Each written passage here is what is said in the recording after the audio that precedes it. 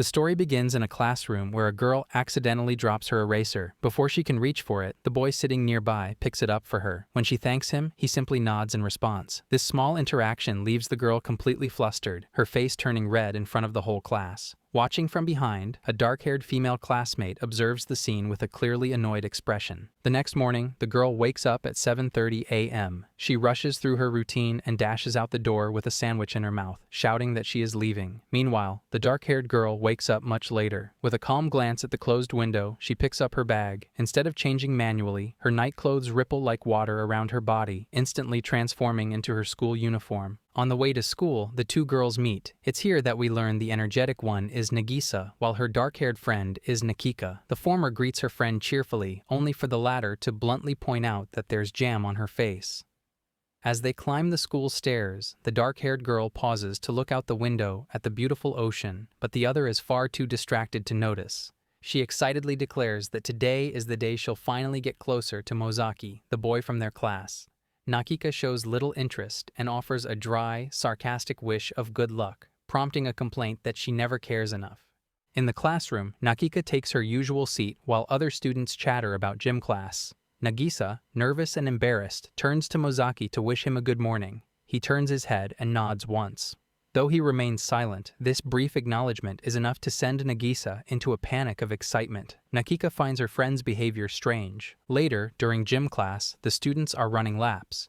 Nagisa is completely out of breath, muttering encouragement to herself to keep going. When the race finishes, Nagisa praises her effort. Nagisa notes that Nikka finished first again. Suddenly, everyone's attention shifts to the front where Mosaki is sprinting toward the finish line. The girls cheer for him, and Nikka notices her friend watching him with a longing expression. However, overcome by exhaustion, he collapses onto the ground. At the cafeteria, Nikka sits down with a sashimi lunch.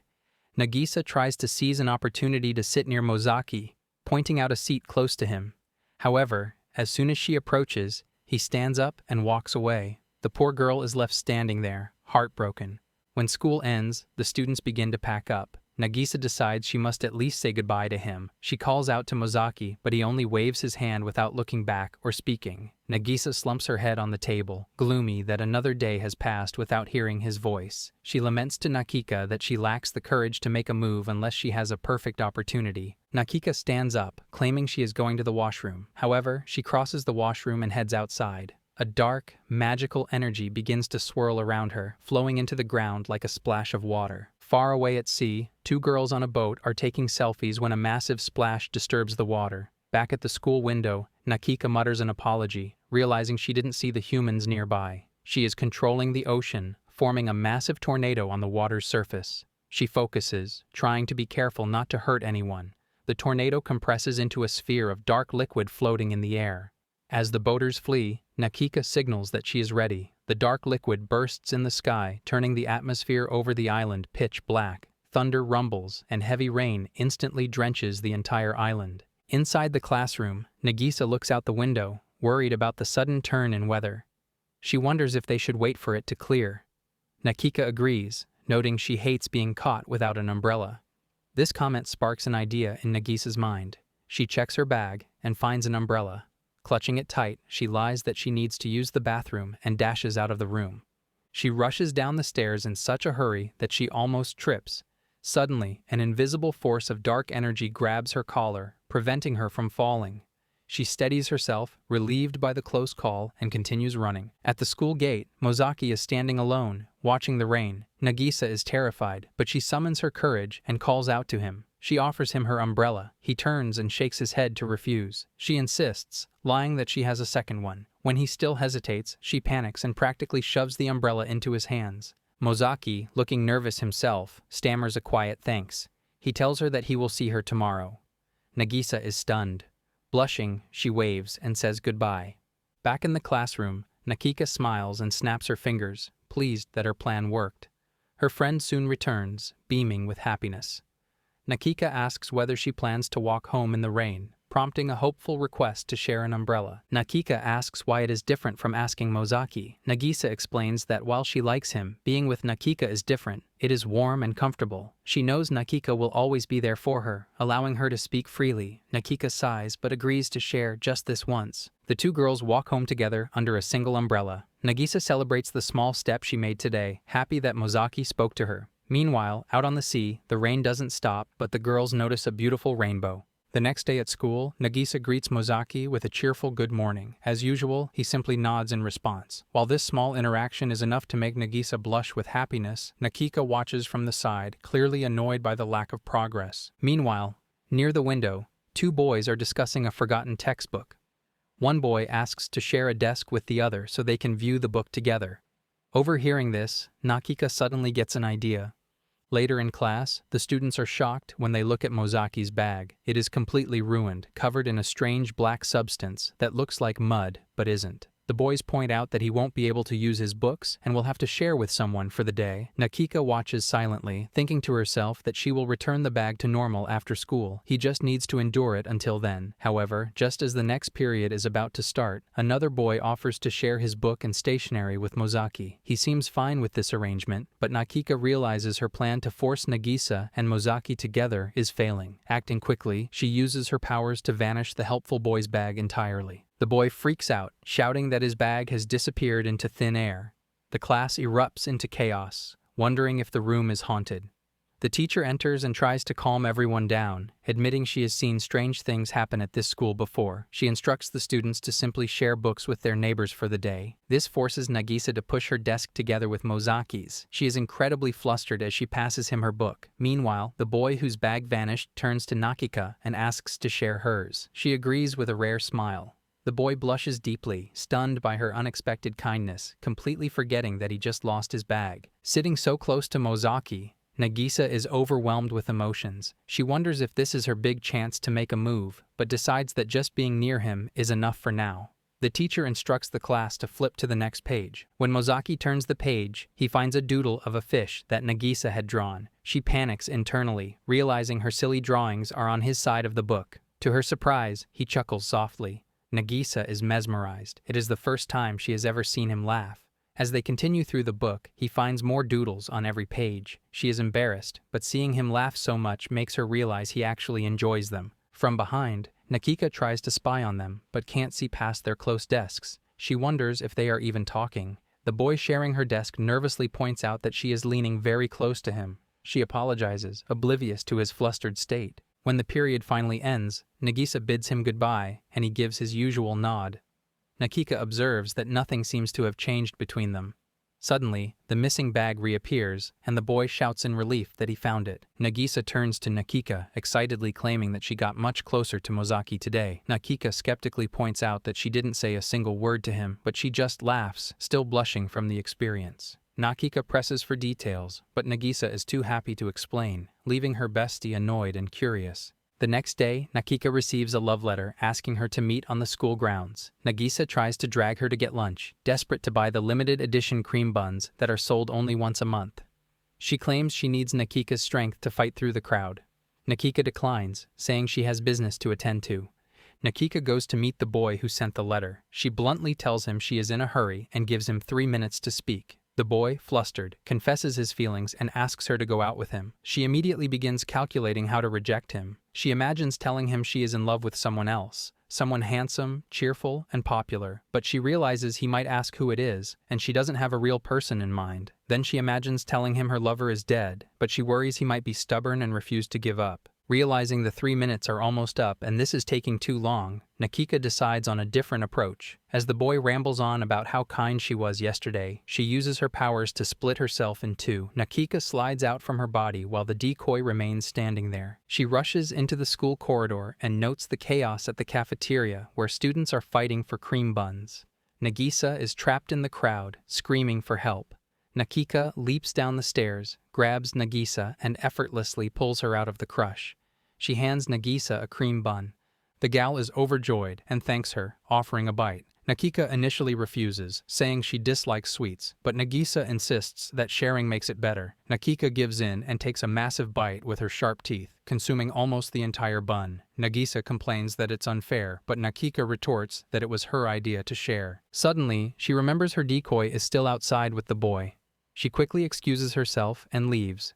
Back on the school grounds, the original Nakika shifts her consciousness back to her main body. She wakes up to find the boy crying tears of gratitude. He thanks her for listening so patiently, even though she said she was busy. Nakika is confused, having missed the entire conversation while controlling the decoy. The boy says that while he understands they cannot be together, he will always look up to her. He wishes her the best and leaves, glad he summoned the courage to confess. Nakika stands there, perplexed, simply saying thanks and goodbye, wondering what exactly just happened. In class, Mosaki's friend asks if he is from Tokyo and calling him a city slicker. Nagisa ignores the boys and turns to Nakika, asking if she is free this Saturday. The scene shifts to Saturday. Nagisa gets dressed up and knocks on Nakika's door. She answers, wearing a simple black t-shirt and pants. She notes Nagisa's enthusiasm and asks what the plan is. She leads the way, but when Nakika tries to turn toward the usual street, Nagisa stops her. She declares that today she is hunting for a new outfit, something grown-up and elegant. They head to the pier, where an announcement declares that the ferry to the main island is boarding. Nakika is surprised, noting that Nagisa usually avoids boats because she gets terribly seasick. She closes her eyes and insists she will cope, claiming that love is full of challenges. Nakika doesn't quite understand the logic, but wishes her luck.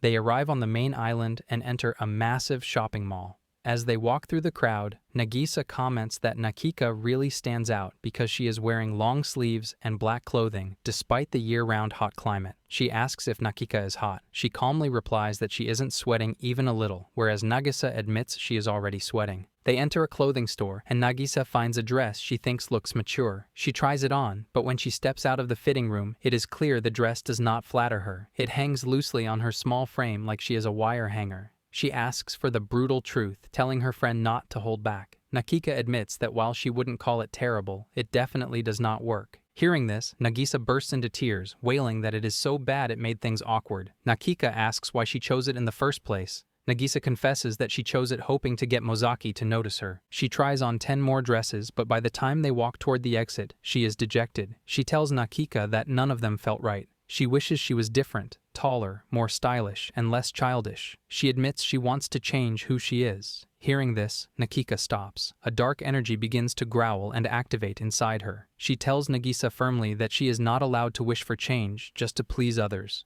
She covers Nagisa's eyes with her hand, saying she wants her to be the person she wants to be, not what others expect. Nagisa holds Nakika's hand and suggests a compromise. Nagisa will pick clothes she likes, and Nakika can help filter them for a more grown-up look. She sighs, noting it will take a long time, but agrees to help just this once. After a long day of shopping, it is already dark when they return to the pier. The attendant informs them that the last regular ferry has left. Nagisa panics, worrying their matron will be angry. Nakika reminds her that she warned her to hurry. The attendant mentions there is an express service available, but warns it is a very rocky ride. Nagisa is terrified of the motion sickness, but they have no choice and board the express boat. Nakika reminds her that she took her nausea meds so she can try to sleep. Nagisa asks Nakika to hold her hand. As the boat rocks, Nakika asks if Nagisa is afraid of the sea. She denies it, saying she was born near the water. She turns the question back to Nakika, asking where she is from. Suddenly, water begins to revolve around Nakika in the cabin. She looks at Nagisa and reveals the truth. She is from the bottom of the ocean, the deepest darkness. Magic floods the room, and Nagisa finds herself surrounded by dark water. Nakika asks if she is afraid. She smiles and says she isn't scared at all. The darkness expands, causing everyone else on the boat to fall into a deep sleep. Water droplets float in the air, defying gravity, as the boat stabilizes completely under Nakika's power. When they arrive at the dock, Nakika wakes her up. Nagisa rubs her eyes, thinking she fell asleep and had a dream. She marvels that she took the express ferry without getting sick at all, calling it a miracle.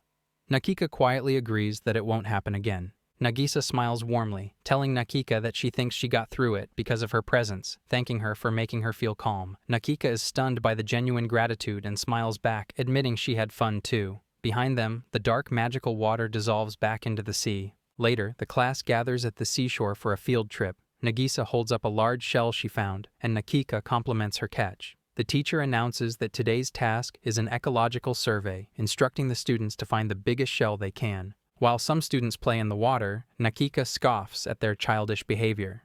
However, she notices Mosaki and another boy digging earnestly in the mud. Nikka suggests that Nagisa go talk to him, but she hesitates. She declares that she will first find the biggest shell in the class to impress him, imagining a romantic scenario where he praises her discovery.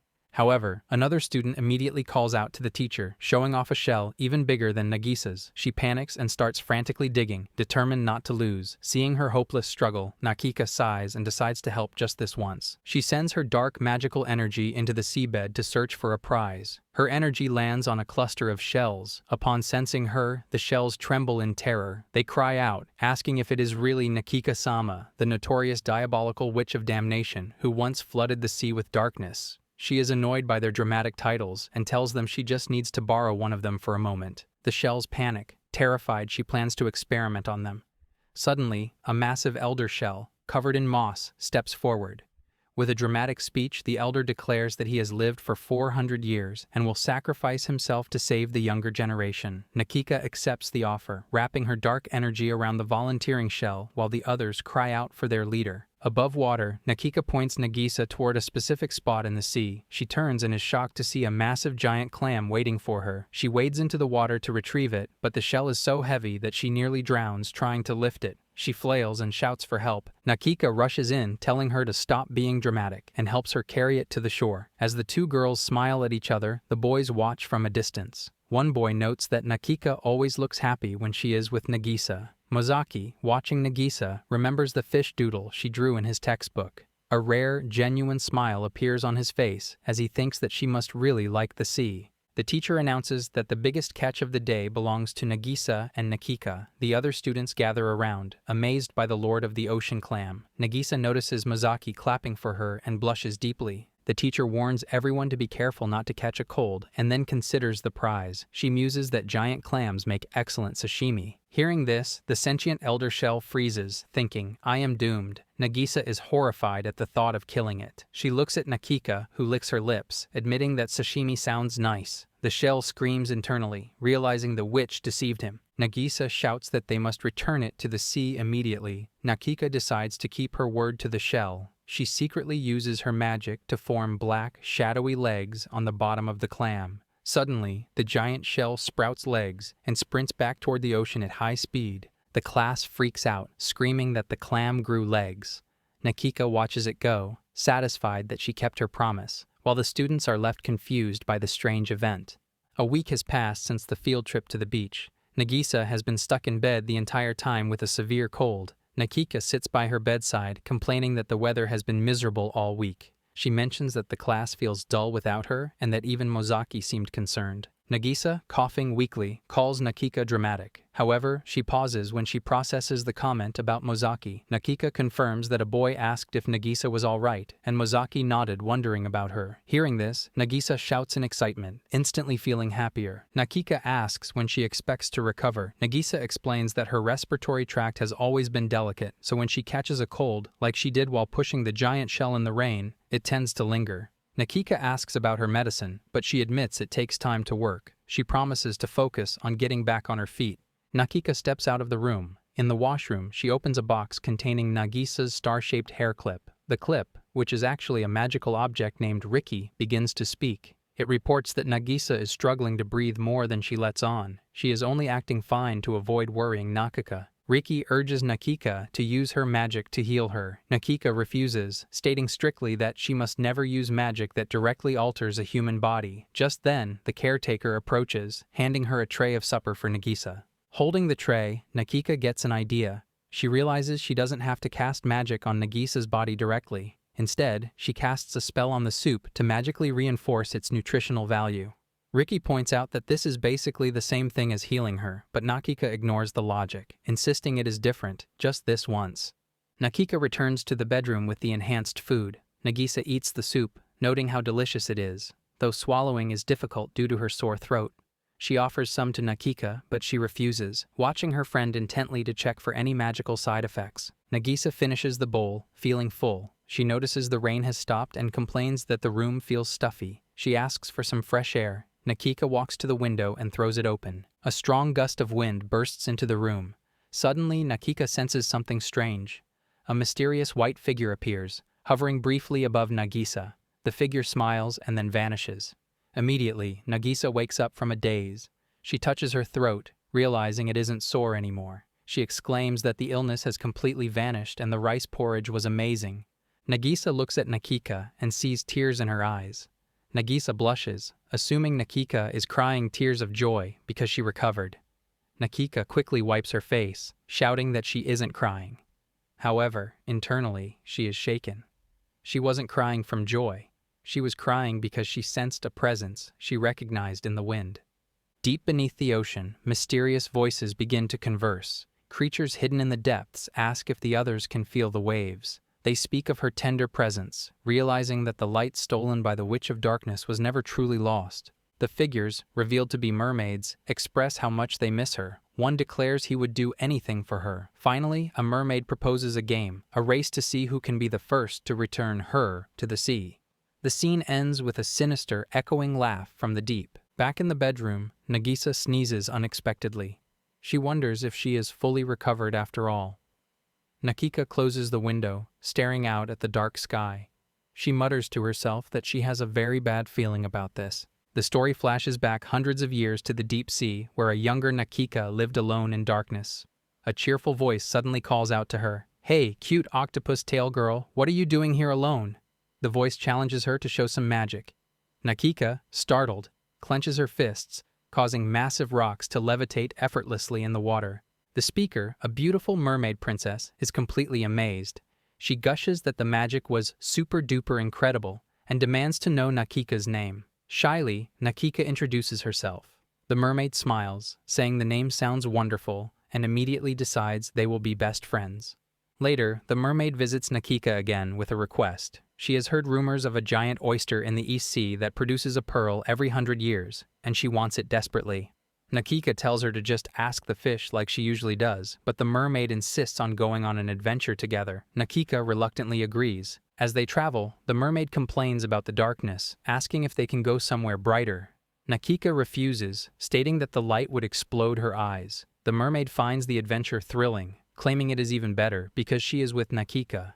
Nikka quietly admits to herself that having company isn't as bad as she thought. During their journey, the mermaid investigates a sunken ship floating above. She returns excitedly, carrying 2 human children who survived the wreck. She tells Nikka she must carry them to shore. Nikka agrees to wait. After saving the humans, the mermaid retrieves 2 pearls from the giant oyster. She asks for both, one for herself and one as a present for Nikka. The oyster is amused by her selflessness. When the mermaid gifts the pearl to Nikka, the witch accepts it, unable to refuse her friend's bright smile. Time passes, and Nikka returns to her solitary darkness. The mermaid visits again after a long absence. Nikka acts cold, claiming she almost forgot her face, but the mermaid laughs it off. The mermaid admits she is jealous of Nikka's legs, saying they look just like human ones. Nikka points out that the mermaid swims faster, but the mermaid counters that she cannot dance. The mermaid asks Nikka to teach her how to dance like a human. Nikka takes her hand, and they dance together in the deep sea. The mermaid is overjoyed, though Nikka notices a burn on her skin. The mermaid explains she got hurt by the sun, lamenting that if she were human, she wouldn't be so fragile outside the water. The mermaid then reveals her true wish. She wants to become human. She begs Nikka to make her a potion, admitting she is running out of time. Nikka creates a prototype potion but warns her gravely. It is not finished. The side effects are dangerous. She will lose her voice, and walking on her new legs will feel like walking on knives. Furthermore, if her wish is not granted or she gives up, her body will dissolve into sea foam. Nikka begs for more time to perfect the formula, warning that once she leaves, she can never return to the sea. The mermaid hugs her, saying it is fine and that she loves her. Nikka pushes her away in anger. She questions why the mermaid would sacrifice everything, her voice, her body, her home, for a fragile human life and people she barely knows. She tells her there is no way she can be happy neglecting herself like this. The mermaid smiles sadly, taking the unfinished potion. She apologizes, promising they will be friends forever, and swims away. Soon, news spreads throughout the ocean that the mermaid princess has disappeared. Rumors claim she was tricked by a terrible witch and forced to become human. The witch is identified as Nikka. The scene shifts to 300 years later. Nikka, hiding in the sunken ship, holds a vial of clear liquid. She mutters that it is finally over. She has perfected the potion. It now transforms a mermaid into a human without any painful side effects. It took her 3 centuries of obsession to finish it. But she realizes it is pointless. The person she wanted to give it to is long dead. Even if the mermaid's wish came true, she would have died a human ages ago. Nikka blames herself, believing she killed her friend. Consumed by guilt and darkness, she asks into the void if the mermaid was happy. She wishes desperately to hear her voice and see her one last time. Suddenly, a circle of bubbles forms around Nikka. A hand reaches down from the surface and pulls her out of the darkness. Nikka is blinded by the light, but when she opens her eyes, she sees the spirit of the mermaid princess smiling in front of her. The spirit dissolves into water, leaving Nikka sitting alone on the shore, breathing the fresh air. Back in the present day, Nikka is reading the story of The Little Mermaid to Nagisa. She reads the ending. The mermaid threw herself into the sea, turned into foam, and disappeared. However, her soul became the wind, bringing happiness to people through self-sacrifice. Nagisa interrupts, disagreeing with the interpretation. She says it isn't just about self-sacrifice. It is proof that the mermaid princess was tremendously devoted and possessed a very deep love. Nikka looks at her, stunned by the insight. One morning, Nagisa finds herself in a peaceful dream, swimming effortlessly underwater with fish. She blinks and wakes up, feeling refreshed. Meanwhile, Nikka is trapped in a nightmare. In her dream, Nagisa confesses her feelings to Mosaki. However, he coldly refuses her. Suddenly, Nagisa's body begins to dissolve, turning into water. Nikka jolts awake in a cold sweat, terrified by the horrible vision. Later at school, Nagisa returns to class after her sick leave.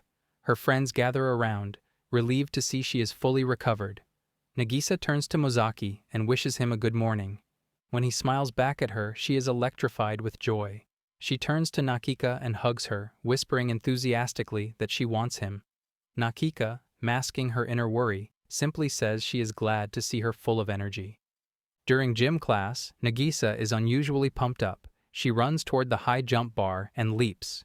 To everyone's shock, she clears the bar with incredible height, landing softly on the sponge mat. The other girls are amazed, and the teacher announces that she just broke the prefecture's high jump record. Nagisa is stunned. She is usually the first to hit the bar, yet today she feels lighter and faster. She excitedly runs to Nikka, wondering if she discovered a hidden talent. She mentions she has felt incredibly fit ever since eating the porridge Nikka brought her, joking that the matron must have put a special ingredient in it. Nikka, however, is covered in sweat and looks terrified. She realizes that her nutrition spell on the soup is having an unintended side effect. It has physically altered Nagisa's body, pushing her capabilities beyond human limits. She berates herself, remembering her vow never to alter a human body because they are so fragile and easily broken. When the school bell rings, Nagisa asks to walk home together. Noting Nikka's somber expression, she suggests a detour to the sea. As they walk along the coast, Nagisa asks if something is worrying her. Nikka falls silent for a moment before admitting she made a mistake. She did something that could change the course of a person's life. Nagisa asks if bad things will happen. Nikka admits she doesn't know yet. She tells her not to lose hope. She argues that unless the person becomes completely hopeless, no one has the right to decide yet if the change is bad. It might even be the start of something great.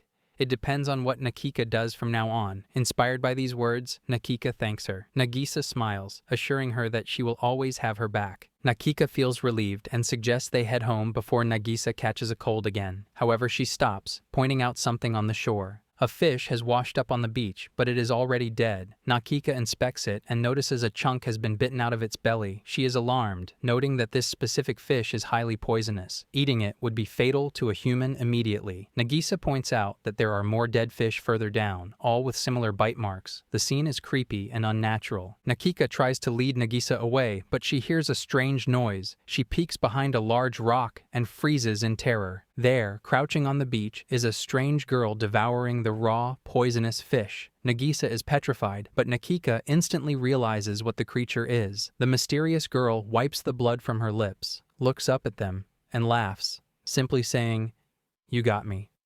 The mysterious woman stands up from the water. Nagisa fidgets nervously, asking if the stranger is okay. Ignoring the question, the woman places her hands on Nagisa's shoulders. She remarks that Nagisa is so tiny now, before grabbing her hand and forcefully dragging her toward the deeper water. Nagisa panics, shouting for her to let go. Suddenly, a swirl of dark energy surrounds the woman. The ocean water darkens from the surface down to the depths as Nikka intervenes. She grabs the mermaid woman's hand, demanding to know what she thinks she is doing. The woman simply looks at her and recognizes her, calling her name. Taking the chance to escape, Nagisa dashes away from the water's edge. However, she looks back, worried about the stranger. Nikka, still gripping the woman's hand, calmly states that the woman ate too much poison and has about 30 minutes to live. Nagisa is horrified by Nikka's calmness and screams that they need to take her to a hospital. Nikka dismisses the idea, saying there is no need. To Nagisa's surprise, the woman pops back up from the water, remarking that it was fun while it lasted. Nagisa asks if she is all right. The woman seems confused and asks who Nagisa is. Nikka interrupts, suggesting that Nagisa go home and fetch some clothes for the stranger to wear. She agrees and sprints toward her house. Once they are alone, Nikka's demeanor turns cold. She confronts the woman, stating she knows she is a mermaid and demands to know how she acquired a human body. The mermaid smiles, admiring her new form, and notes that it is pretty neat that it looks human from top to toe. She adds that she isn't surprised the great Nikka saw through her disguise. Nikka uses her magic to restrain the mermaid, demanding answers. The mermaid teases that she might answer if Nikka lets her down, making a strange comment that choking gives her quite the kick. Nikka is annoyed but realizes the mermaid claims she genuinely cannot remember anything about how she got there. Nikka releases her, warning that she is off the hook for now regarding her memory. However, she demands to know why the mermaid tried to pull Nagisa into the sea. The mermaid explains that she just wanted to play with Nagisa because they seemed close, and she wanted a friend too. She claims she doesn't understand why Nikka is so angry. Nikka bluntly explains that humans die when dragged underwater. From a distance, Nagisa returns, shouting that she brought clothes. Nikka turns back to the mermaid, warning her that regardless of what she is or why she is here, she will not tolerate Nagisa being put in danger. Ignoring the lecture, the mermaid spots another dead, poisonous fish and immediately starts eating it. Nikka shouts at her to stop doing that immediately. Nagisa hands the clothes to the woman. The mermaid puts them on, and Nagisa notes that they fit perfectly, though she internally observes that the woman's body proportions are very different from her own. The mermaid apologizes for her earlier behavior, claiming that eating the funny fishes made her head go funny. Nagisa tells her not to worry and says she is just glad the woman is fine. She introduces herself. The mermaid thinks for a moment and introduces herself as Arioni. She promises to return the favor someday. Arioni then turns to Nikka and cheerfully greets her as the great Nikka-sama. Nagisa is confused by the title. Nikka quickly dismisses it, claiming Arioni is just saying whatever she wants, though internally, our girl worries about whether Arioni herself is poisonous. The following day, the teacher brings in a new transfer student. The girl introduces herself as Arioni. The entire class is immediately captivated by her appearance. Students whisper that she looks like a beautiful doll with incredibly pretty hair. Nikka is visibly annoyed by the arrival, while Nagisa is surprised to recognize the stranger from the beach. She whispers to Nikka that the girl looks a bit different than she did yesterday. Arioni scans the room and points to the seat directly opposite Nagisa. A student is already sitting there and suggests Arioni take an empty desk by the window instead. Arioni coldly refuses, demanding the student move because that is her seat. The class is impressed by her ruthless attitude, finding it intimidating yet attractive. The teacher is speechless but allows it. Later, during gym class, the teacher instructs everyone to get into pairs. Nagisa naturally looks toward Nikka, intending to partner with her best friend. However, Arioni interjects, grabbing Nagisa's hand and declaring that they are pairing up. Nagisa looks back at Nikka, confused and torn. She sighs, pretending she doesn't mind, and says they can pair up later. Nagisa notices Nikka pouting and tells her that her jealous face is actually really cute. The other girls whisper among themselves, noting how unusual it is for the mature Nikka to act this way, as she usually never leaves Nagisa's side. During lunch, a group of girls surrounds Arioni, inviting her to the cafeteria. Arioni flatly refuses, stating she brought her own food. As she speaks, her lunchbox shakes violently on the desk, implying something alive is inside. Nikka watches suspiciously, certain that the box is filled with more of those poisonous fish. Ignoring the other students, Arioni grabs Nagisa and drags her away to eat. Throughout the day, Arioni clings to Nagisa, following her everywhere, even standing outside the washroom stall, knocking on the door to call her. She mutters that she feels a chill in her bones, unsettled by the intense attachment. Later in the classroom, Arioni continues to pester Nagisa. The teacher suddenly asks the students on cleaning duty to help carry boxes. Mosaki stands to volunteer, and realizing she's also on duty, Nagisa quickly agrees to help. Arioni tries to follow, but Nikka firmly grabs her arm, telling her they'll wait behind. Nagisa leaves with Mosaki, promising to return soon. Once they're alone, Nikka pinches Arioni's cheek and darkly warns her to start behaving. Arioni only laughs, asking why she's so angry. She taunts her, reminding her that Nagisa isn't her property. Claiming she just wants to enjoy pretending to be human, just like Nikka, she insists Nagisa would make a great friend and tells her to let her have her. Nikka fires back that Arioni is nothing but a nuisance to Nagisa. Arioni smirks, pointing out that Nikka is the one truly bothered, not Nagisa, and challenges her to make her stop. Nikka, realizing Arioni won't quit, grabs a book from her bag and throws it into Arioni's face. She tells her to go away, read it, and not come back until she is finished. The book is titled, How to Make Friends. Nikka warns her that if she hates being alone so much, she needs to change her approach. Nikka walks away, leaving Arioni behind. Arioni thinks Nikka is too soft, realizing her current strategy isn't working as hoped. She tosses the book aside, but decides to take baby steps.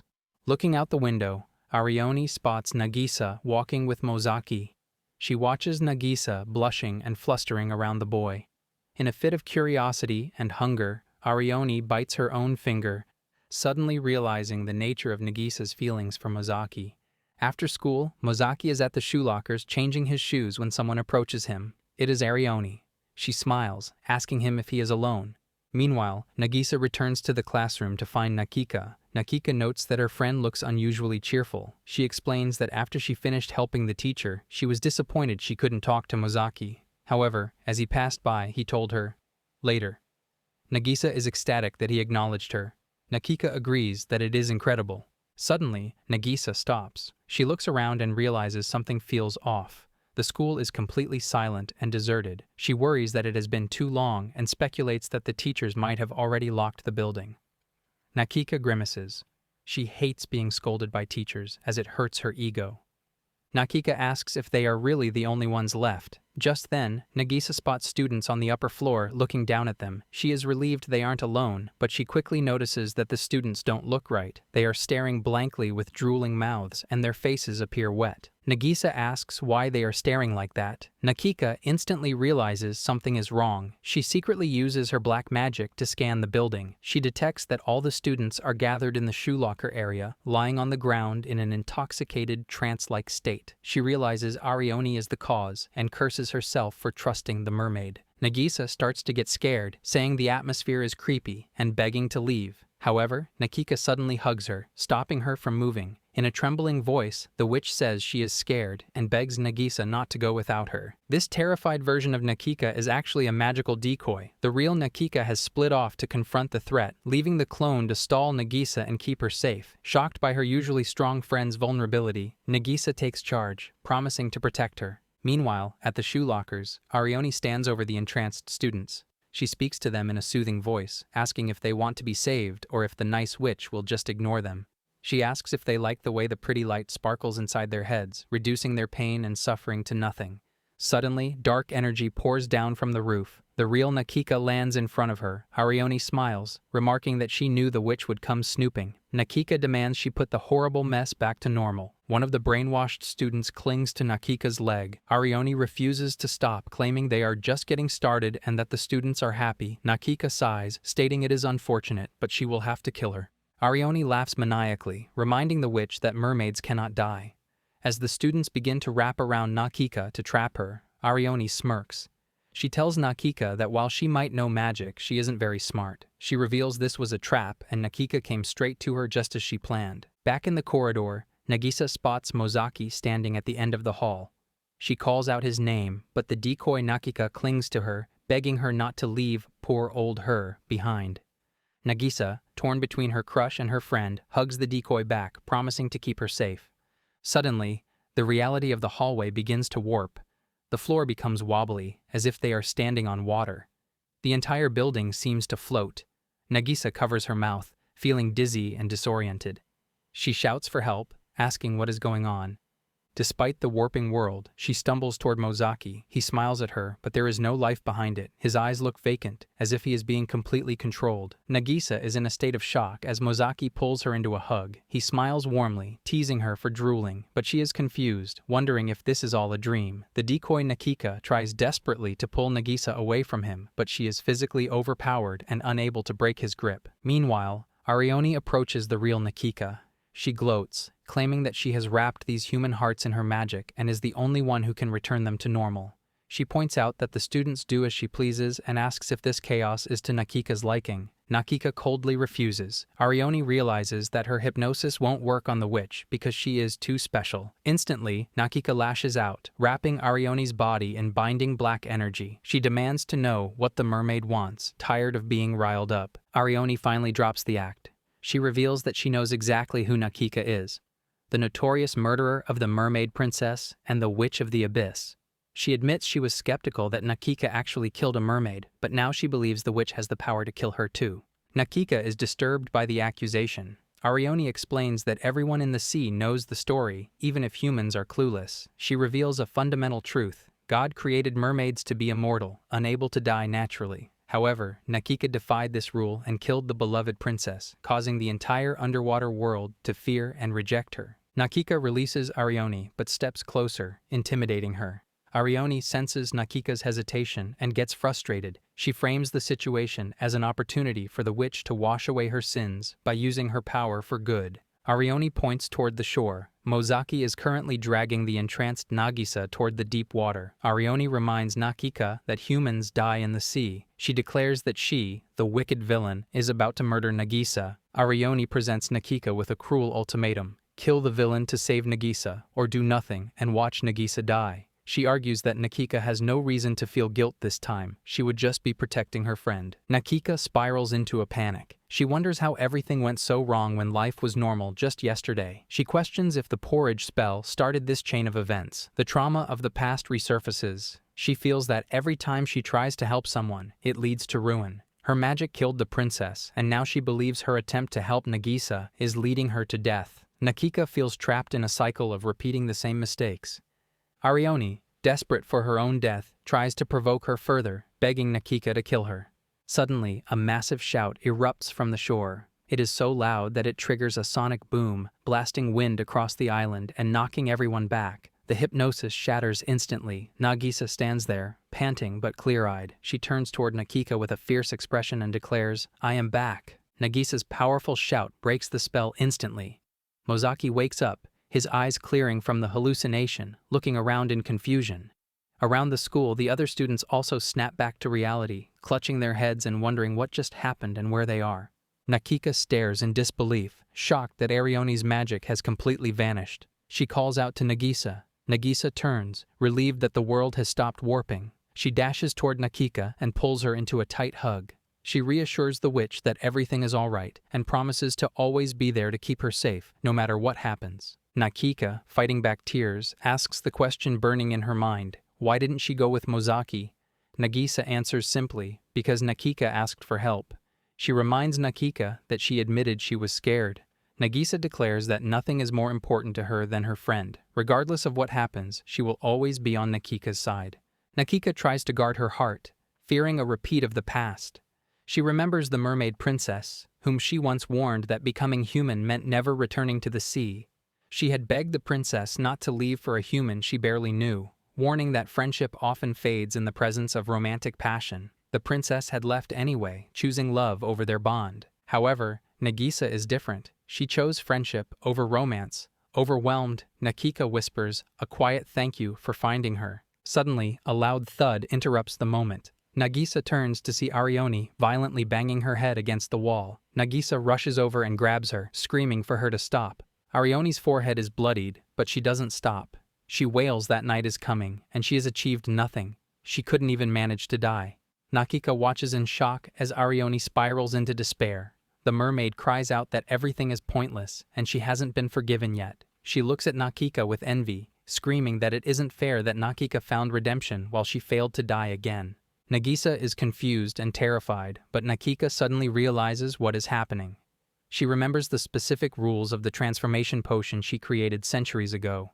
It forces the body to change to grant a wish, but at a terrible cost. If the user fails to fulfill their wish, their body collapses. As Nikka watches in horror, Arioni's body begins to dissolve, turning into water drop by drop. Arioni looks down at her hand, watching it fade into water. Nagisa shouts desperate chants, trying to stop the process. But suddenly, dark water swirls around the entire room. Nikka intervenes, casting a spell that instantly causes Nagisa to faint, protecting her from the unfolding magic. Arioni thinks that death has finally come. Nikka confirms that Arioni used her stolen spell to become human. She apologizes lightly, but asks Nikka to celebrate this moment with her. She confesses she hasn't been this happy in ages. She believes she will finally be free from the agony, the pain, and the brain-melting poison of immortality. Arioni laughs, declaring she doesn't care about the future or friends. She just wants it all to end. She notices Nikka's grim expression and snaps at her. She argues that Nikka doesn't understand the pain she is in. She taunts the witch, asking her to imagine the day Nagisa dies. She points out that a weakling like Nagisa will die faster than anyone else, and only then will Nikka understand true powerlessness as the march of time leaves her behind.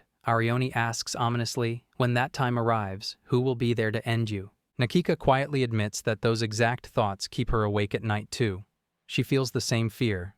Arioni, caught off guard, grumbles that she wasn't fishing for sympathy. Nikka states that she doesn't need to be told the grim reality. She knows Nagisa and the others will disappear soon enough. However, she refuses to let Arioni take the easy way out. Nikka encases Arioni in a dark orb of energy, lifting her off the ground. The bubble floats out of the school building, carrying them into the sky. Arioni panics, asking where Nikka is taking her, claiming it is too late to stop the transformation. Nikka covers the entire school in a protective barrier and drags Arioni toward the sea. Inside the bubble, Arioni continues to dissolve into water droplets. Nikka uses her black energy tentacles to hold Arioni's essence together, refusing to let her fade into the darkness. Nikka dissects Arioni's psyche, telling her that she doesn't actually want to die. She just wants to escape the fear of the night. Arioni is confused, thinking a mermaid shouldn't fear death. Nikka explains that Arioni fears the night because it makes her feel alone and forces her to face her own heart. Arioni breaks down, admitting Nikka is right. She starts crying, asking what she is supposed to do. She laments that humans are too delicate and die too quickly, always leaving her behind. Her memories constantly dig up the pain of those she has lost, and she can't stand it anymore. She begs Nikka not to leave her alone. Nikka makes a solemn vow. She tells Arioni that while others may vanish, she will remain. Nikka promises that she will not die before Arioni. She declares that she will live for centuries, millennia, and eons, remembering everything as if it happened yesterday. She admits she might not be the warmest friend, but it is better than having no one at all. Hearing this promise of eternal companionship, Arioni's body begins to reform, the water droplets coalescing back into human form. She asks Nikka if the prospect of eternity scares her. Nikka replies that she is not scared at all because she knows she has someone who will always be on her side. The next morning, Nagisa greets Nikka cheerfully. Nikka replies sluggishly, looking exhausted from the events of the previous night. Nagisa asks if she couldn't sleep, and Nikka vaguely agrees. As they walk to school, Nagisa mentions she had the strangest dream last night.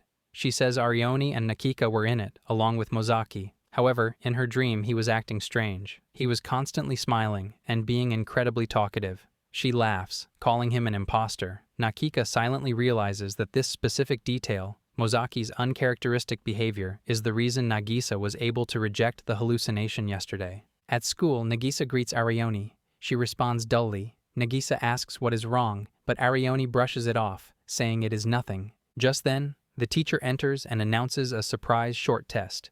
The class panics, with students complaining they aren't prepared. Nagisa, however, feels confident she can pass. After finishing her test, Nagisa glances over at Mosaki. She notices he hasn't written his name on his paper. He is too busy staring out the window, completely oblivious. The teacher scolds another student, Kishi, for forgetting his name, but Mosaki still doesn't react. Nagisa thinks this is just like him, but she needs to help. She grabs her eraser, writes a note on it, and throws it at him. It hits his foot. Mosaki picks it up, reads, "You forgot to write your name," and quickly corrects his mistake. He writes, "Thank you," on the eraser and tosses it back. Nagisa beams, feeling like everything is back to normal and convinced that yesterday's chaos was just a dream. Meanwhile, Arioni notices that Nagisa was so busy helping Mosaki that she forgot to write her own name on her paper. Arioni feels a pang of guilt for exploiting Nagisa yesterday. Trying to be helpful, Arioni decides to write Nagisa's name on her own test paper to ensure Nagisa doesn't get a 0. She thinks she is doing a good deed. Later, the results are announced. The teacher reveals that both Arioni and Nagisa failed. Arioni had written Nagisa's name on her paper, but all her answers were wrong. Consequently, the blank paper left over, which was actually Nagisa's, was attributed to Arioni, and it also had errors. Nikka, who had been sleeping through class, wakes up. Arioni thinks that if the great Nikka had been awake, she might have handled the test situation better. After school, Nagisa invites Arioni to walk home with them to the dorms. She mentions the matron was worried because Arioni didn't show up last night. She lies, claiming she slept on the beach. Nagisa scolds her, warning that the matron will be mad. Arioni grumbles about getting told off again, but Nagisa drags her along. When they arrive at the dorm, Nagisa shouts, "Surprise!" The room is decorated for a welcome party. She explains that the matron cooked a feast to welcome the new student. Arioni is touched and asks if they did this for Nikka too. Nagisa confirms it and offers to show the photos. Nikka panics and shouts for her to stop, but our girl shows them anyway. Arioni laughs, noting that Nikka looks completely out of place in the cheerful pictures, while Nagisa compliments her bestie's cute smile. Arioni is fascinated by the photos, asking how the camera works. Nagisa is surprised she has never seen one before. Nagisa finds a spare camera and gives it to Arioni so they can make memories together. It ends with everyone bunching together for a group photo. The teacher directs the taller kids to the back, and as everyone smiles, the camera flashes, capturing the moment. At school, an announcement is made regarding the upcoming school festival. Nagisa explains to Nikka that since she joined as a high school student, this will be her first one. She details that the festival features stalls organized by the third-year students and even includes a floating market that attracts visitors from outside the school. Nikka asks if Nagisa plans to do something with Mosaki for the festival. Nagisa admits she would like to, but hesitates. She notices that Nikka is smiling, a rare sight for the usually stoic witch. Nagisa asks if she is in a good mood. Nikka denies it, but internally, she is still happy because of Nagisa's promise from the previous day to always keep her safe. Feeling cooperative, Nikka suggests that they set up a stall together and invite others to join. Nagisa loves the idea and suggests inviting Arioni. They find Arioni in the schoolyard, lying halfway in the bushes, taking photos of ants. Nagisa invites her to participate in the festival. Arioni immediately agrees. Other girls approach Arioni, asking her to join their groups, highlighting her growing popularity. Nikka wonders aloud why she isn't as approachable as the mermaid. Nagisa awkwardly explains that Nikka is tall, mature, and wears the special one-tone black uniform reserved for the best students, which makes her seem mysterious and intimidating. Nikka quickly loses interest in the topic and tells Nagisa to go look for Mosaki. Nagisa, however, is too nervous to ask him directly. She decides to ask other boys first to make the invitation seem less sudden. Nagisa approaches Kishi, her childhood friend. Kishi agrees to run a stall with them, but is confused why he is being invited to a group of girls. He quickly deduces that Nagisa wants to use the group as an excuse to invite Mosaki. Nagisa blushes, wondering how he knew. Kishi laughs, reminding her that they have known each other since elementary school. He promises to help set it up. Watching from a distance, Arioni asks Nikka if she is trying to support Nagisa's love life. Nikka confirms it, but admits she hasn't been very helpful so far. Her best attempts resulted in a rainstorm and a giant clam. Arioni notices a pile of books next to Nikka and realizes the witch is reading romantic manga to understand the concept of love. Nikka analyzes Arioni, noting that since she now possesses a human body, her physiology might influence her emotions. She theorizes that Arioni might eventually fall in love and crave kisses and connection like the characters in the books. Arioni tries to imagine it, but gets grossed out and throws the book away, declaring there is no point in reading about it. Arioni suggests they find a charmer, a human expert on love, to get advice. As they walk through the corridor, Arioni boasts about her ability to fit in with humans. She reveals she can emit special waves from her forehead. When these waves bounce back, she senses them in her jaw, allowing her to read emotions and gather information. She claims this makes her better suited to help Nagisa than Nikka. Nikka, uninterested in arguing, simply calls the ability cool. Arioni beams, clearly just seeking praise. Suddenly, Arioni's sonar picks up something intense. She describes sensing shocking pink waves that feel like unchecked vices. Following the sensation, they find a girl physically clinging to a boy's back in the hallway. The strange girl looks up, spots the witch, and gasps. She exclaims, "Gosh, is that Nakika-sama?" Both Nikka and Arioni are shocked that this stranger knows the witch's name. The new girl, Mocha, finishes lunch with a group of boys. She thanks them charmingly, saying it was lovely to join them, and waves goodbye. Once they are gone, she turns to Nikka and Arioni with a knowing smile. She addresses the witch as Nakika-sama, revealing she already knows exactly who she is. She introduces herself as Mocha and mentions she is in the same year as them. Arioni comments that Mocha seems different than before. Mocha agrees, cheerfully stating that it is all thanks to Nikka, specifically her medicine that turned Mocha into a human. Nikka is confused, but Mocha continues, saying the transformation brightened her mood. Suddenly, Mocha covers her mouth, realizing she wasn't supposed to say that.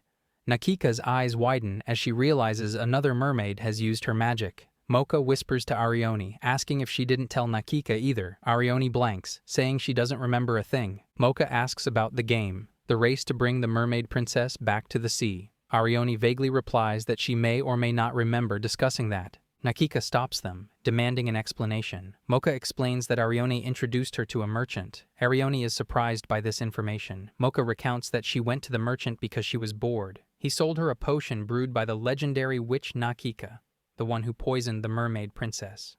Mocha serves them tea as she continues the story. She says it was a great deal, a spring season sale with a 30% discount for mermaids. The merchant was enthusiastic, but he made her sign many contracts with liability waivers and no cooling-off policy. Arioni realizes it was a blatant scam. Nikka confirms it, horrified. She explains that she threw her failed experimental samples into the deep sea to prevent anyone from using them. The merchant fished them out and sold them. She warns that Mocha was duped into buying hazardous drugs with unpredictable side effects. Mocha and Arioni freak out. Arioni realizes her memory loss is a side effect. She whispers to Mocha that the potion almost turned her into sea foam. Mocha screams, terrified that her brand new life will end in bubbles. Nikka sighs but steps up. She thanks Mocha for the information and promises to keep her safe. She vows not to let Mocha turn into foam, but insists she must keep an eye on her. Overwhelmed with relief, Mocha hugs Nikka tightly, screaming that she loves her. Nikka is annoyed by the affection. Arioni, watching them, thinks to herself that she must have acted the same way before she lost her memory. Suddenly, Mocha's hug becomes too strong, and she accidentally crushes the table beneath them. She whispers an apology, noting that she broke it again. Luckily, the tea and sugar survived. She offers sugar to Nikka, who drops a cube into her cup. Nikka returns to the topic of the princess. Mocha explains that the mother of the mermaids is still angry at Nikka for the incident with the princess. To convince the mother to let them become human, the mermaids invented a mission to retrieve the princess. Nikka points out that the princess is dead, so they can't take her back. Mocha laughs, revealing that the mermaids believe Nikka managed to revive her. Nikka is stunned. Mocha asks if she can't feel it, the unmistakable, melancholic, gentle sound of the princess ringing throughout the school. Mocha declares that the sound is entering the garden right now. Nikka turns around to see Nagisa running toward them. Nagisa happily announces that Mosaki agreed to join the festival. However, Nagisa freezes when she sees Mocha. Mocha stares down at the tiny Nagisa in disbelief. She mutters that it is impossible. She can't believe the princess has turned into a baby fairy. Nagisa, dwarfed by Mocha's height and presence, looks up in confusion, unable to even see Mocha's face clearly.